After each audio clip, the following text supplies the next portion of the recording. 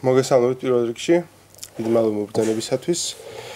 მე მინდა პირველ რიგში გითხრათ, რომ გუშინ როგორც ასეთი შეთანხმება განათლების მინისტრსა და სტუდენტებს შორის არ შემდგარა. ასეთ ეს ყველაფერი დაფიქსირდა კამერებით, იქ იყვნენ ჟურნალისტები. მე მგონია, რომ გუშინდელი მინისტრის მცდელობა მოეგვარებინა ეს პრობლემა იყო დაახლოებით ისეთივე პრობლემის მოგვარების მცდელობა, როგორც რა გზებსაც იმართავდა ედუარდ შევარდნაძე თავის დროზე. ეს რაღაცა ხალხში გასვლის და იქ რაღაცა არეულობის შეტანის და რაღაცა აი ამ ტიპის ქმედებებით ცდილობდა ეს გადიოდა ის ფონს ყოველთვის. ბატონი მარგულაშვილიც ასე ცდილობს რომ გავიდეს ფონს, მაგრამ ეს მას არ გამოუვა უბრალოდ, იმიტომ რომ ბევრად უნიჭო პოლიტიკოსები ვიდრე ბატონი შევარდნაძე იყო თავის დროზე. გუშინდელი მისი მცდელობა იყო უსუსური აბსოლუტურად. მან ჩვენს ვერც ერთ კითხვას ვერ უპასუხა. და დაახლოებით საათნახევრის განმავლობაში გააგრძელა ის სპექტაკლი, რა სპექტაკლის დადგეს მანამდე 10 საათის განმავლობაში ეროვნულ საბჭოში, ეს აკრედიტაციის ეროვნულ საბჭოში. ამიტომ მე მგონია, რომ მასთან საუბარს დიდად ჩემი გადმოსახედიდან აზრი არ აქვს, მაგრამ მიუხედავად ამისა, სტუდენტები მასთან საუბარს არ მივატოვებთ ალბათ, გავაგრძელებთ მასთან თანამშრომლობას, მაგრამ თუ ის ფიქრობს, რომ ამ საათნახევრით დაიბარებს სტუდენტებს დასვამს კითხვებს, მე თვითონ უპასუხებს და მე ჩვენს დასმულ კითხვებზე იტყვის, რომ უბრალოდ არ იცის და ამით ფონს და პრობლემას მოაგვარებს და სტუდენტები დაბრუნდებიან სახლებში, ის ძალიან ცდება. ეს არის ტყუილი.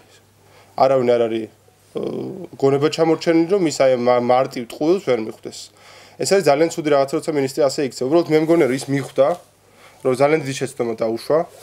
მან რაღაც პოლიტიკური მიზნების გამო ეს გადაწყვეტილება მიიღო. ეხლა მიხვდა, რომ ეს ასე არ უნდა გაეკეთებინა. ბენდუქიძესთან ბრძოლას გადააყოლა 2000 სტუდენტი.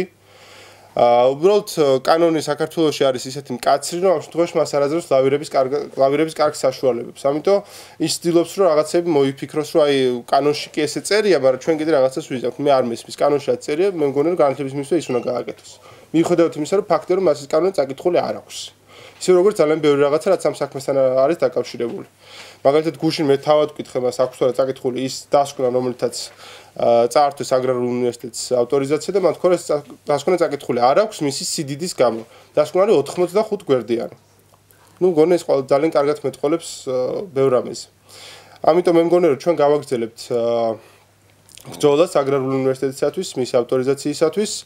ჩვენ დღეს სტუდენტები მივუტანთ ბატონ მინისტრს იმ დოკუმენტაციას, რაც მან მოითხოვა გუშინ, მან მე პირადად თხოვა, რომ თუ შეიძლება მე რა არ მაქვს, რომ გამიხაზოთო იმ სარეკომენდაციო საბჭოს დასკვნაშიო რა არ მოგწონთ თქვენი აზრით რა არის სირცხვილიო. ნუ საერთოდ გასაფერადებელია ის დასკვნა, მაგრამ რაღაცებს გავუხაზოთ აუცილებლად და ბატონ მინისტრს მივუტანთ და მე მინდა გულწრფელად უთხრა მას, რომ მე არ მინდა რომ ჩემს ქვეყანაში რომელიმე სახელმწიფო უწყება აი ამ ტიპის დასკვნებს წერდეს.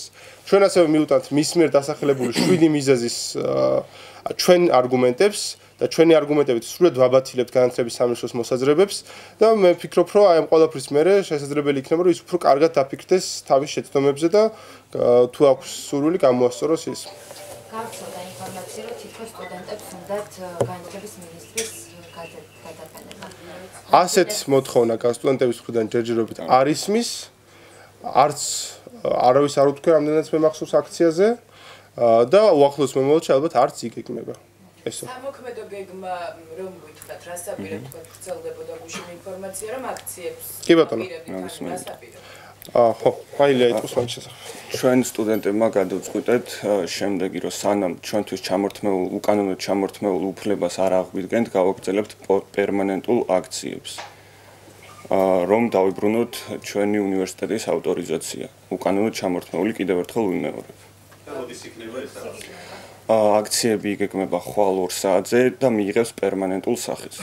სად იქნება ეს აქცია, სად დაიწყება და რა? ეს აქცია იქნება განათლების სამინისტროსთან თუ ვწდები და ეს იქნება საერთო სტუდენტური აქცია, რომელშიც მონაწილეობას მიიღებენ არა μόνο აგრარული სტუდენტები, არამედ ყველა უნივერსიტეტის სტუდენტები და მინდა რომ მთელ საზოგადოებას მოუწოდო რომ ამ აქციებში მონაწილეობა მიიღოს. და როდის აპირებთ ანუ მინისტრთან შეხვედრა თუ არის უკვე ჩანიშნული? არა, მინისტრთან შეხვედრა არ არის ჩანიშნული, ჩვენ დოკუმენტებს მივიტანთ განათლების სამინისტროში სამუშაო საათების განმავლობაში, ჩავაბარებთ მის მდივანს ან ვინმეს, რომ გადასცეს მას.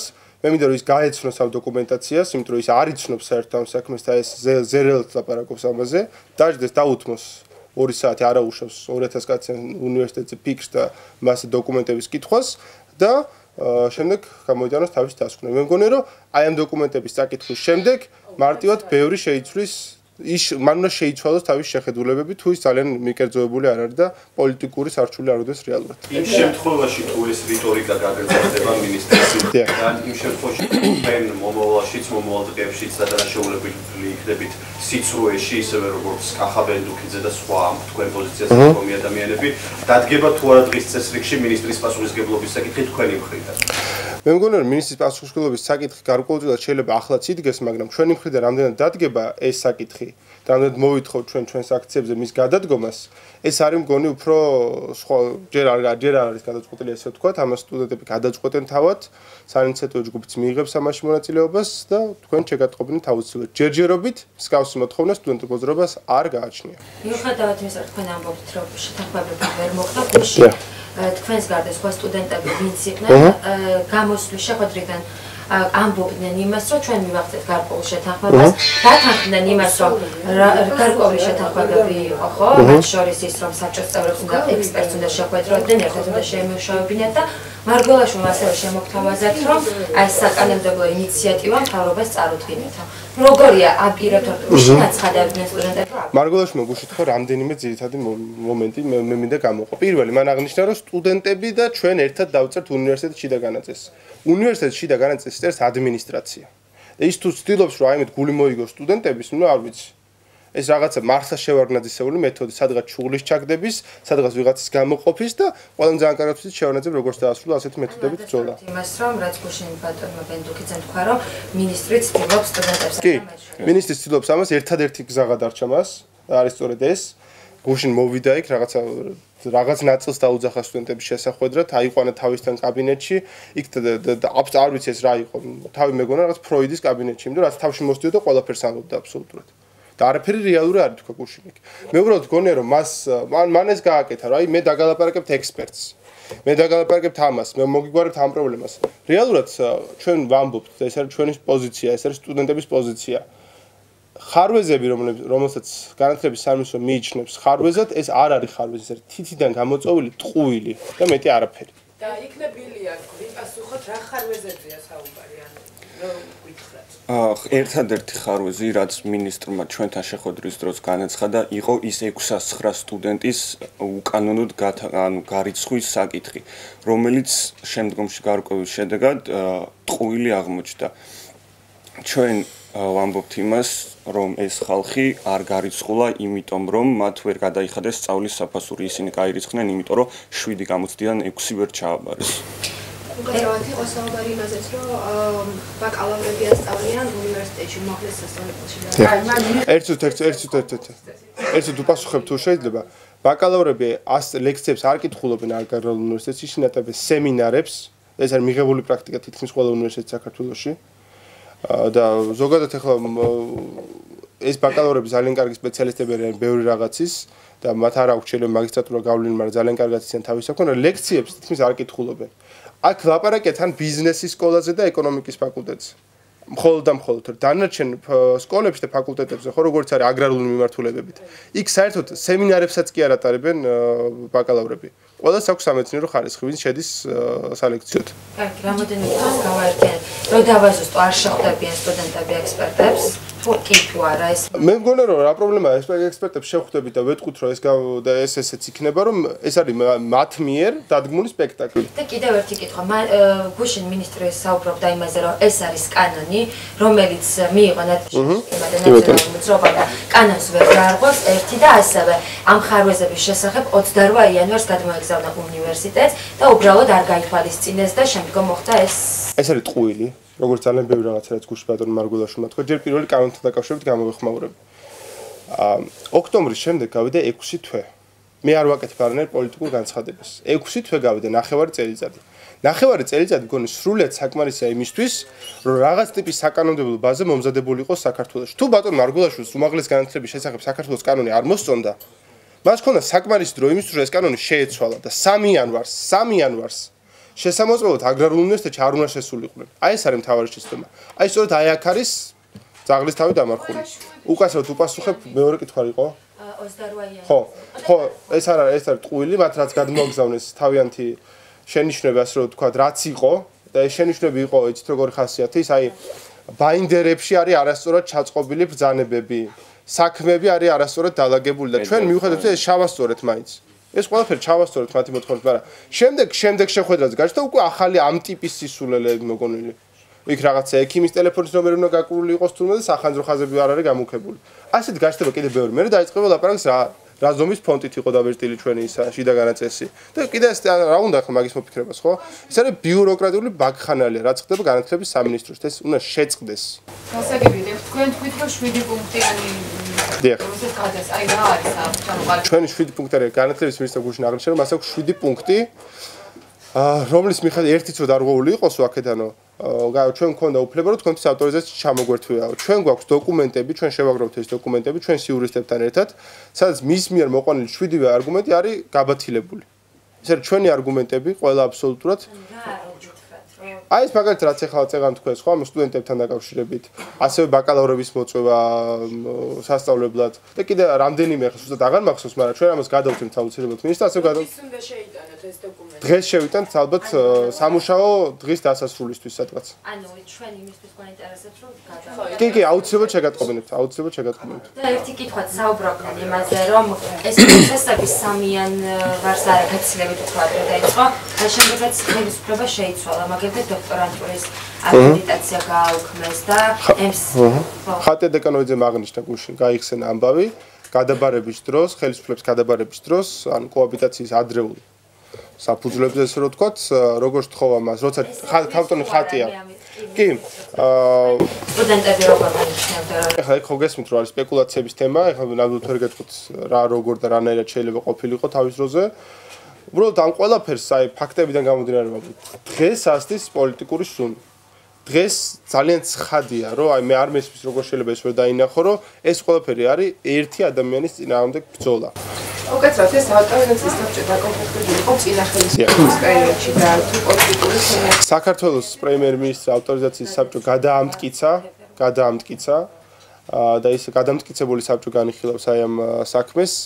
აღთქმოდა ეს ასე მე მაქვს ჩემი პოზიცია საერთოდ აი ამ ორგანიზაციასთან დაკავშირებით, ამ ორგანიზაციასთან დაკავშირებით ის არ უნდა არსებობდეს.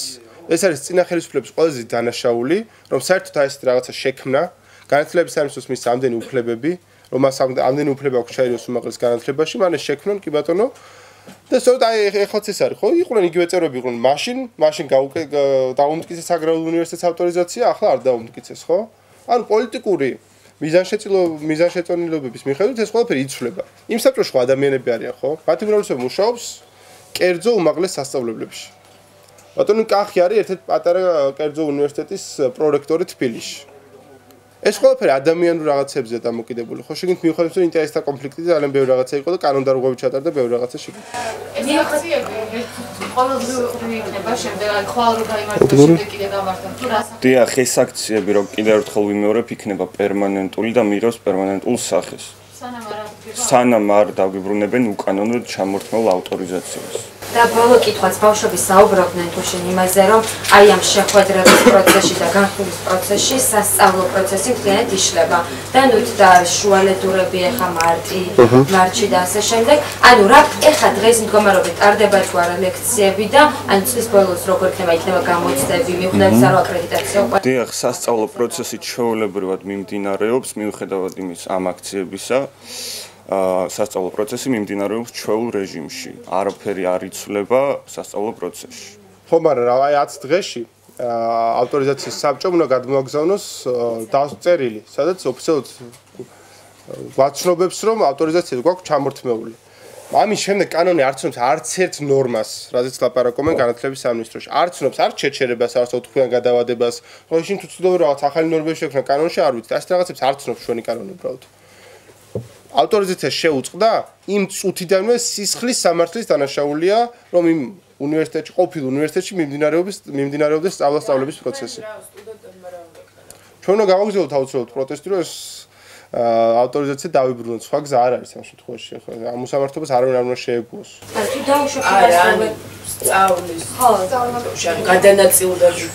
ხო, ხო, მანდ გეტყვით არის ძალიან რთული რაღაცაა, აი მანდაც აბსოლუტურად არ იზრუნა, არ იფიქრა უბრალოდ მინისტრმა, ეს არის არაკაცობა, აი პიტევრი შემიძლია ვთქვა. პირველი, როცა როგორც კი უნივერსიტეტი დაკარგავს ავტორიზაციას, სტუდენტებს ავტომატურად აღარ შეუძლიათ გადავიდნენ მობილობით სხვა უნივერსიტეტში, იმიტომ რომ ეს უკვე უნივერსიტეტი აღარ არის. მობილობა ხდება ერთი უნივერსიტეტიდან მეორე უნივერსიტეტში. მეორე ძალიან სერიოზული პრობლემა. მამაკაცებს ანუ სტუდენტებს მოუწევთ ჯარში წასვლა. იმიტომ რომ ავტორიზაცია მათზე ეს 26 ფორმა არ მოქმედებს. იმიტომ ეს არ არის ავტორიზებული უნივერსიტეტი. შესაბამისად მათ შეექმნათ ან მათ სწავლის გაგრძელება უკვე აღარ შეეძლებათ. ხო? და თან თუ მithmedes ეს პროცესი გაგრძელდა უფრო დიდ ხანს, თქვათ წავიდა სასამართლოში საქმე, მე სააპელაციო სასამართლოში შეიძლება რამდენიმე მოწვევა მოვიდეთ ჯარიდან. ხო ეს ძალიან მძიმე შედეგებს მოვიდანს ყველაფერთან ამერთან. ისინი დაკარგავენ გრანტს, ავტომატურად დაკარგავენ გრანტს. სახელმწიფო არ ცნობს ამ ყველაფრის შენარჩუნებას. ამიტომ მე მგონია რომ ამაზე უნდა იფიქროს განათლების მინისტრი რომ ესეთი დიდი შეცდომა არ დაუშვოს. ისიც აცხადებდა რომ მე ვისურვებ იმაზე რომ ბავშვები გადავიყვანოთ თავისუფალ უნივერსიტეტში. თან გავაკეთოთ თუმცა ფაკულტეტი. კი, თქვა რომ ჩვენ შევქმნით ფაკულტეტებს თავისუფალ უნივერსიტეტში, არ ვიცი ამდენად მოახერხებს ის ამას, ამაზე მიდის ახალც მუშაობა ალბათ და მომავალში ნახავთ რა იქნება. მადლობა.